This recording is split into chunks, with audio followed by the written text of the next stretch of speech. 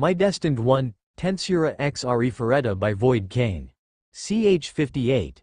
White and the Nightmare. In a dense forest, two human figure can be seen fighting a group of giant armored spider. A girl wearing orange dress with the line of black, her hair are black and tied in pigtails, her eyes had a crimson color while the other had a clock on it. They sure are persistence. She shot 2 bullets at the armored spider but just bounced back because of its thick armor.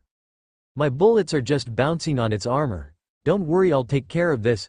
The other girl said she had a huge white scythe. She wear a one-piece white dress with wide open sleeves and a large hood. She swing her scythe at the armored spider and slicing its armor like butter. After the two defeated the other armored spider, they keep moving into the dense forest. Are you fine? Asked by the girl who had a black hair. Why do you ask, Kurumi? Well, you know those things are spiders, right? Aren't they related to you? They might be called spider, but they are not related to me. Well, if you said so. We're nearing to our destination. Are you ready, Shiroori? Asked by Kurumi with a worried expression. Yeah, I just hope we can find him here, said by Shiroori while looking at the ground. After a while of walking, they arrive at their destination. To their surprise, on what they saw was a ruins of an abandoned city. So Tempest is destroyed here too, huh? Said by Kurumi while looking sad. Shiroori just stood there and keeps on looking to the ruins of the city. Hey, let's keep moving, Kurumi, we can't stay here for a long time. But we only had 2 Velocity X left. If we can't find him on the next universe. Hey, don't be like that, we can find. No, we will find him at all cost, we can't lost hope now. Kurumi strengthened herself and looked at Shiroori's eyes and said, alright, he never give on us, then I also won't give up until we find him. The two injected a serum on their wrists and they both feel power surging from their body. Lightning can be seen on their eyes. Gonna say this Velocity X really is powerful. It allows us to travel from one universe to another, Shiroori. Well, Kotori-chan and Rimuru-san developed this serum after all. Velocity X is a serum that Rimuru and Kotori development when Rimuru reincarnated on a world with spirits. Velocity X allowed a person to tap on what is known as Speed Force. It give a person with a very high speed that surpassed the speed of light. It allowed one person to open a bridge to cross from one universe to another that didn't require any form of magic. After the two injected the serum to their self, the two girls look at each other and then ready themselves to run. They both run on a speed that no normal people can see. Even a person that can be called strong will only see a light that run past them. After a few seconds, a blue portal appears in front of the two girls and they run towards it. Ah, my head hurts, Kurumi said to herself while holding her head with her hands. Oh, finally you woke up, Shiroori said, seating next to her. What happened? I honestly don't know. After we entered the bridge my vision turns black and when I woke up we are here. This doesn't look like the Jura forest, Kurumi said while looking around. All they saw was a few trees and an open field in front of them. Well, we first need to know where we are. Let's find a town or even a city and look for information about this place. Agree. The two stand up and start to walk to find a town. After a few hours of walking, a town can be seen. Oh, what a beautiful town that is, said by Kurumi while looking at the town that is surrounded by huge walls and huge mountain on its back. Let's head there, said by Shiroori. I still don't know how you keep noticing stuff while your eyes are closed. Don't ask about it, you're the one who had a clock on the eye.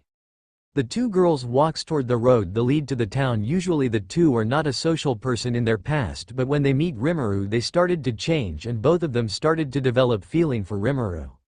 While the two are talking they hear a scream on the front of the road that they are walking. They both started to run to see what is happening, and when they arrive at the scenes they saw a carriage that is getting attacked by a lot of bandit. Let's help them, said by Shiroori readying her white scythe. It's rare for you to take the initiative to help someone, Zafkiel, Zion. Kurumi said, and suddenly, a giant clock appears behind her. Something then comes out of it and forms into the gun. That clock never failed to amaze me. Well, let's just focus first, alright. Alright, let's go. Both of them run towards the ground of bandit. Shiroori swing her white scythe toward a 4 bandit that is grouping up again a single night and slicing them in half. On Kurumi's side she keeps firing her pistols and with one bullet on bandit goes down one after the others. After they clear everything they walk towards the group and the knights that is protecting the group came in front of them. We thank you for assisting us, said by the knight. He is on his 40s. No problem, but why are they attacking you? asked by Kurumi. Well, we are part of the resistance that sneak into the capital city to do a rescue operation, but we didn't think that those guys from the capital will follow us here. Rescue? Asked by Kurumi while looking at her sounding. Yes, we came to the capital to rescue them.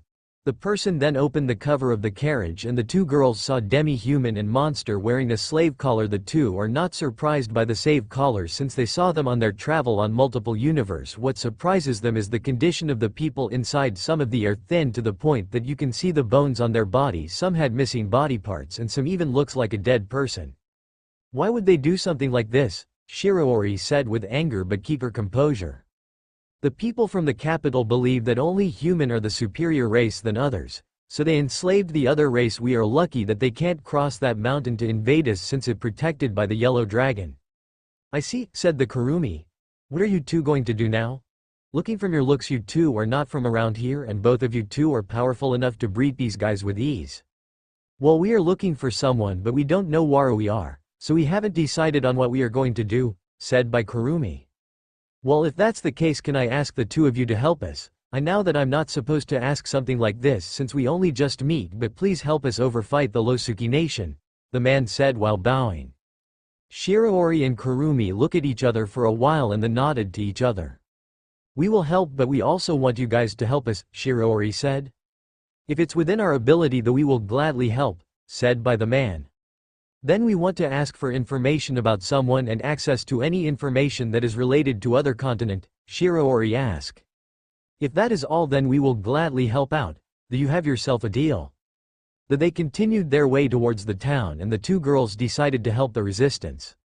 Meanwhile in the labyrinth in Tempest, Diablo, Testarossa, Ultima, and Carrera are talking to Benimaru when the four demons stop for a few seconds.